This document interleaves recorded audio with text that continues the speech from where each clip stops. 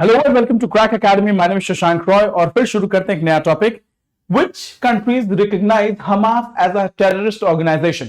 Israel ने recently al Qaeda को एक टेररिस्ट ऑर्गेनाइजेशन के तौर पे घोषित किया है और इजराइल का कहना है कि 26/11 का जो अटैक हुआ, मुंबई टेररिस्ट अटैक, उसके पीछे अल कायदा का हाथ है और ये अल कायदा है, ये पाकिस्तान बेस्ड टेररिस्ट ऑर्गेनाइजेशन है। नाउ इजराइल ने ऐसा क्यों किया? Because Israel also wants India to designate Hamas as a terrorist organisation, जो कि अभी तक नहीं हुआ है।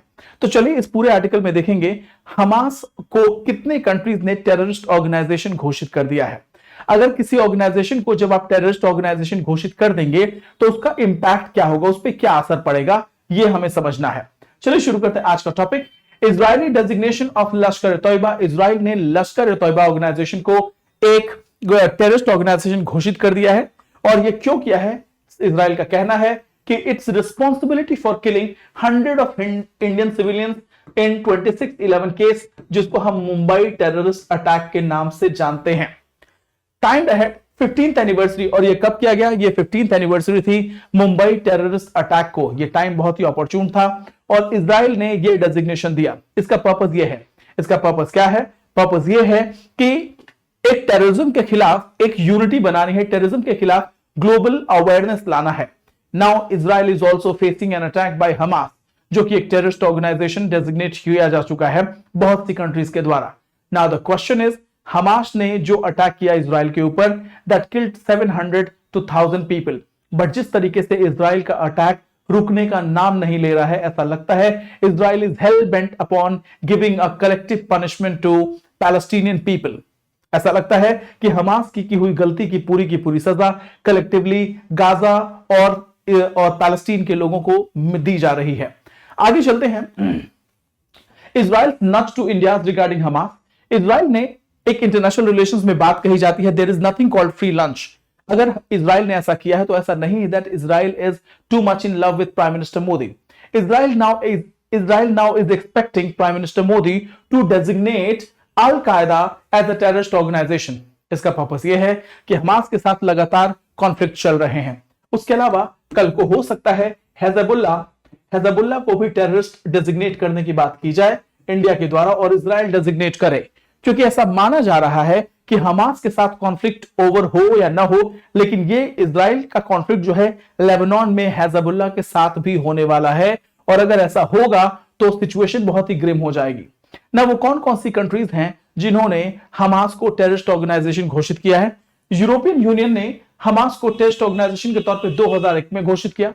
ऑस्ट्रेलिया ने भी हमास को 2001 में ही डिक्लेयर किया, including its military wing. Canada ने भी हमास को radical Islamist nationalist terrorist organisation के तौर पे घोषित किया है 2002 में। नाउ यूनाइटेड किंगडम ने इनिशियली हमास को प्रोस्क्राइब किया 2001 में और बाद में इंटायर ऑर्गेनाइजेशन को घोषित कर दिया टेररिस्ट ऑर्गेनाइजेशन। जापान में भी डेजिग्नेशन मिला है, प्राग में भी हमास को टेररिस्ट ऑर्गेनाइजेशन माना गया है 2019 में। यूनाइटेड स्टेट्स हमास को foreign frontier organisation since October 1997 मानता है, फॉरेन टेररिस्ट ऑर्गेनाइजेशन। सो ये वर्ल्ड की टॉप नॉच कंपनीज हैं।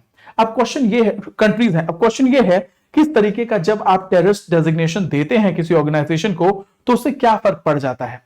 क्या उनको पुलिस जाके मारती है, पीटती है, उनके हाथ पैर बांध के उल्टा लटका देती है? क्या होता है जब भी आप किसी टेररिस्ट ऑर्गेनाइजेशन को डेजिग्नेट करते हैं तो ये इसके थ्रू एक स्पेसिफिक नेशनल लॉ बनाया जाता है जो उनके एसेट्स को फ्रीज कर देता है और प्रॉपर्टीज को टेक ओवर करता है। जैसे अगर हमारे यहां अल कायदा को एक टेररिस्ट ऑर्गेनाइजेशन घोषित किया गया है तो अल कायदा से रिलेटेड जो भी एफिलिएटेड लोग होंगे, जो भी एसेट्स होंगे, जो भी बैंक अकाउंट होंगे, जो भी चैनल्स ऑफ कम्युनिकेशन होंगे, उन सबको एनआईए सीज कर देगा और एक्शन लिया जाएगा उन लोगों के अंतर्गत under unlawful activities prevention act. तो जब भी कोई कंट्री किसी ऑर्गेनाइजेशन को टेररिस्ट ऑर्गेनाइजेशन के तौर पे घोषित करती है तो उसका पर्पस यह होता है कि इस टेररिस्ट ऑर्गेनाइजेशन के फाइनेंशियल रिसोर्सेज को खत्म कर देना है, डिप्राइव कर देना है। इंडिया ने unlawful activities act amendment act 2019 में जो है वो चेंज किया, जिसमें इंडिविजुअल को भी टेररिस्ट के तौर पे घोषित कर दिया गया। पहले हम सिर्फ ऑर्गेनाइजेशंस को घोषित करते थे, लेकिन अगर आप इंडिविजुअल हैं और आपके ने कोई ऐसी टेररिस्ट एक्टिविटीज करी हैं तो आपको भी टेररिस्ट घोषित किया जा सकता है। सो अनलॉफुल एक्टिविटीज यूएपीए में 2019 के इस अमेंडमेंट ने टेररिज्म का डेफिनेशन और दायरे को बढ़ा दिया है। उसके अलावा अभी इंडिया में 44 ऑर्गेनाइजेशन है जिनको टेररिस्ट ऑर्गेनाइजेशन हमने इस लॉ के अंतर्गत दिया है। इस लॉ का मेन पर्पस क्या है कि टेररिस्ट ऑर्गेनाइजेशन को डिप्राइव करना है उन रिसोर्सेज से। So this is it in this article. हम फिर से मिलेंगे नए टॉपिक के साथ। और तब अच्छा एक चीज और मैं बताऊं आपको, इसमें इंटीग्रेशन क्या करना है।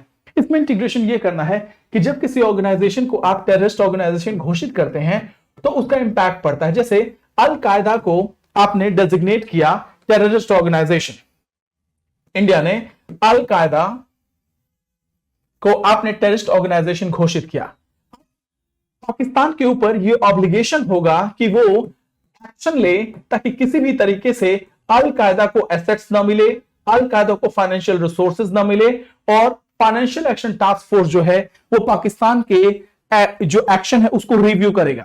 पाकिस्तान के एक्शन को फाइनेंशियल एक्शन टास्क फोर्स जो है रिव्यू करेगा। अगर पीरियोडिक रिव्यू में फाइनेंशियल एक्शन टास्क फोर्स को ऐसा लगता है कि पाकिस्तान ने सही कदम, कड़े कदम नहीं उठाए हैं अल कायदा को कंट्रोल करने के लिए, देन इनकी लिस्टिंग की जाएगी। ग्रे लिस्टिंग हो सकती है, ब्लैक लिस्टिंग हो सकती है, जो अगेन एक बहुत ही नेगेटिव इफेक्ट है।